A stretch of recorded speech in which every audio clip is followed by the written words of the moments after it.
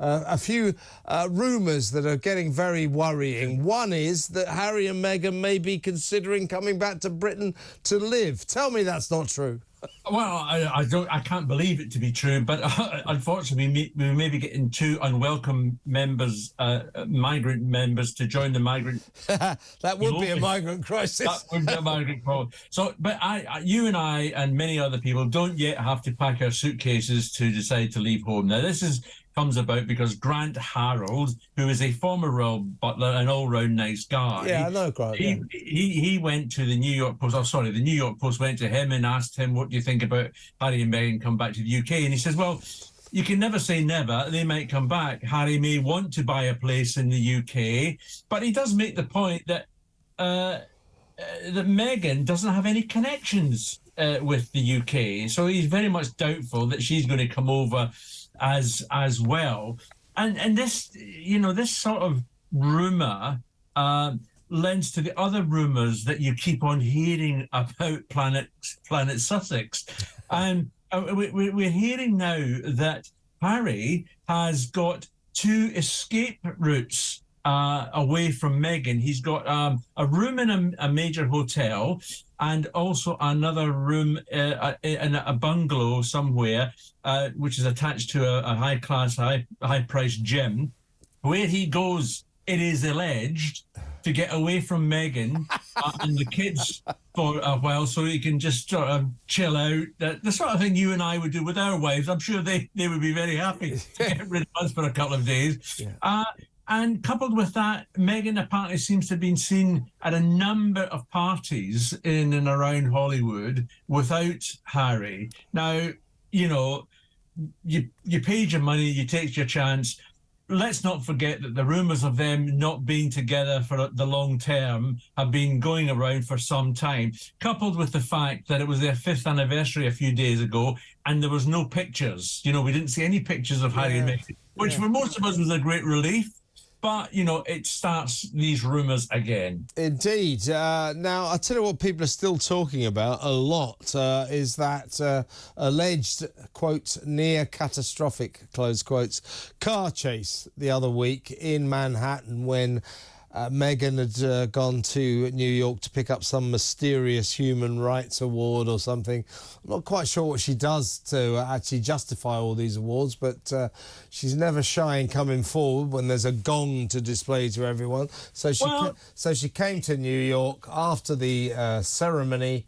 They got into a car and they said that there was a near catastrophic car chase by 6 photographers full of 6 cars or something.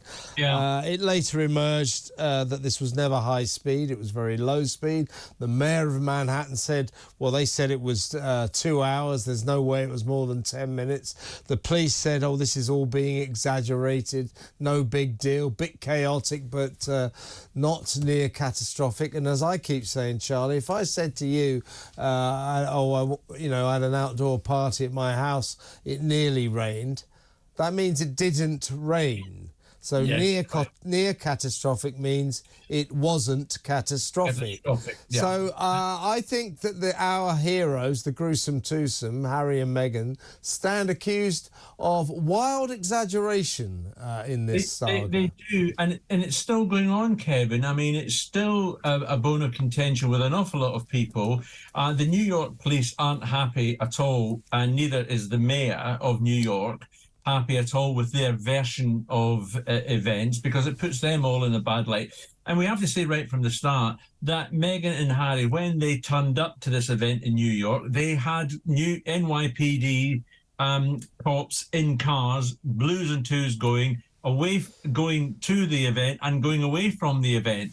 Yes, they went to the 19th precinct. Yes, they flagged down the poor old taxi driver, Sonny Singh, who must have had the easiest night of his life. He gets a $50 payment for a $17 trip. He went 10 minutes away and then came back again because that's what they wanted to do, even though the place that they were going to stay at was only 2 blocks away from the 19th precinct. The whole thing is a fiasco. And it's interesting that we're now hearing as well another rumour that they are about to launch another Netflix documentary or programme about their lives as working royal. And it's suggested that this car chase may well feature in this new documentary. And it's interesting that the Sussexes, especially Meghan, is looking at a program that they've just done called Scoop, and that is based on the Emily Maitlis interview with Prince Andrew. And she wants to see how that goes and is quite keen. Harry's not as keen as I gather, but she is quite keen on producing something similar to this with them based on their life in the royal family, this sort of couple of years that they spent actually working as working royals. You can imagine it's going to be another bucket load of rubbish poured all over the royal family again. I mean, yeah, I had to be very careful with my words there for a second. But it's yet another attempt by them to justify their £100 million Netflix payment. With the car chase story, again, we don't know the truth of it, so this is just speculation. But they didn't have to make that statement. They didn't have to do any of this. They didn't have to make the big fuss about it. So there's this suspicion that these two are sort of starring in their own self-created melodrama. Yeah, they put themselves in the headline of every story they talk about. Oh, we were involved in a near catastrophic car chase. So it wasn't catastrophic then. So why are you telling us about it? We know no one was hurt in this near catastrophic car chase. No cars even collided. It wasn't near catastrophic. No, and no one was hurt at all. There was no pedestrians hurt. There was no, as far as we know, no police officers were hurt. And you have to wonder about their security. I mean, these are supposed to be a professional security outfit. And I think one of the security people used to guard Kim Kardashian. So they seem to have decided to get them out of the blacked out van that's being trailed by two other blacked out vans at the 19th precinct to get into a taxi, which, you ask any security expert, you just don't do that sort of thing. There was no reason for them. And it seems that the only car that seemed to be trying to drive a little bit faster in all this was their own vehicle. Yeah, and call me cynical, but at the time, if you remember, it was just before the case that Harry had brought against the Home Office was about to unfold at the High Court, where he was trying to persuade the judge that he required police protection when he comes to this country. Yeah. So call me cynical, but it's pretty handy just before that court case that you're in New York and you're in a near catastrophic car chase. Well, it convenient, fits right? It is convenient and it fits his mantra. But fortunately, even the judge didn't fall for that one. He threw that case out in the terms of a judicial review on the payment scenario, and so that's all gone. And he's told Harry, he said, don't be silly, you're not going to get it. It's just that simple. We don't do Metropolitan Police guns for hire in this country for A-list or even Z-list celebrities. It just doesn't happen. Yeah, that's what's been stressed to him. Look, it's not against you, but no one in this country, no one has the right to pay for the police to protect them. You're not allowed to do that in this country. And I keep on saying this, Kevin, that whenever he comes here and is part and parcel of some royal matters like a coronation or some other event that he's required to be at, he is within a royal protection bubble. He doesn't have a personal protection officer anymore, but the larger police operation would protect him in the same way as they protect other members of the royal family while he's here. If he's on his own, then he's on his own. It's that simple. If they make this film about the car chase, I mean, where are they going to go with that? I mean, because they've kind of done the fact that they're harassed everywhere they go, the terrible media and all that. I mean, is this what they're going to do? Just week in, week out, make films about what a terrible life they have at the hands of the media? Well, maybe they could use clips from that very famous Steve McQueen film, Bullet, with that fantastic car chase that we all saw. It was the most brilliant car chase any cop car chase is fantastic. But maybe they could use some of the clips from that to, show how near catastrophic it all was. It won't be anything like the truth, but who knows? Well, it might be their truth. There's a big difference between the truth and their truth.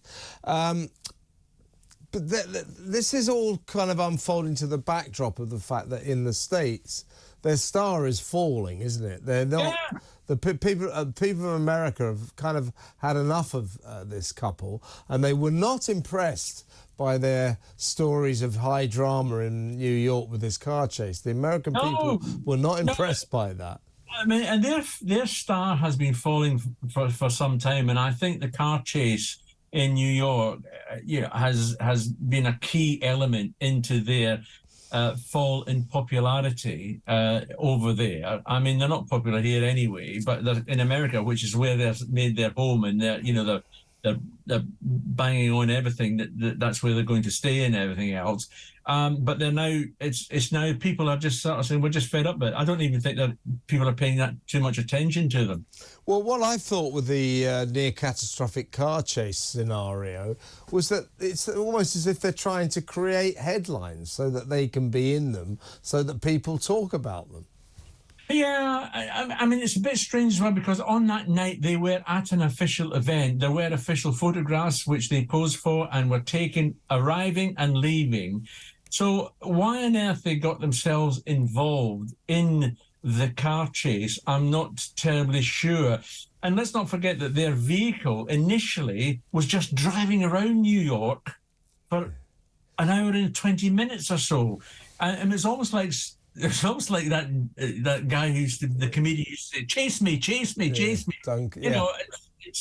It's just what was the joke about? There was a terrible car chase involving the paparazzi and Meghan, and in the end, though, she managed to catch up with them. It's about the size of it. You almost, again, call me cynical, but you've seen this a million times, Charlie.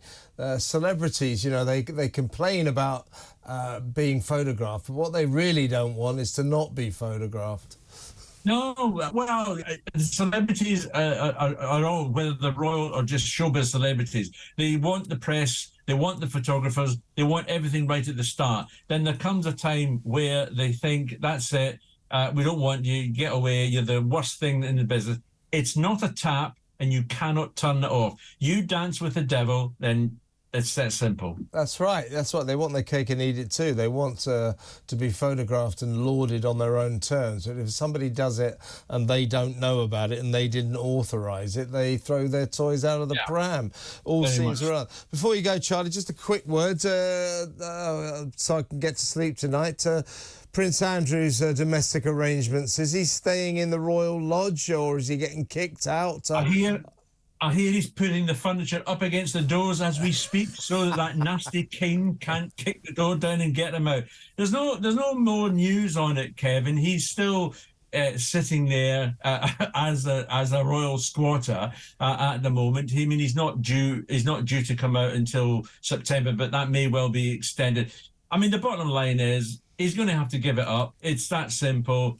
His pay that he gets from the king is dropping from his 250,000, and that money is used to do the refurbishments and everything else. He can't afford it. It's just that simple. Now, be a good boy, move into Frogmore Cottage that Harry's now being kicked out of, and you'll still have a good life.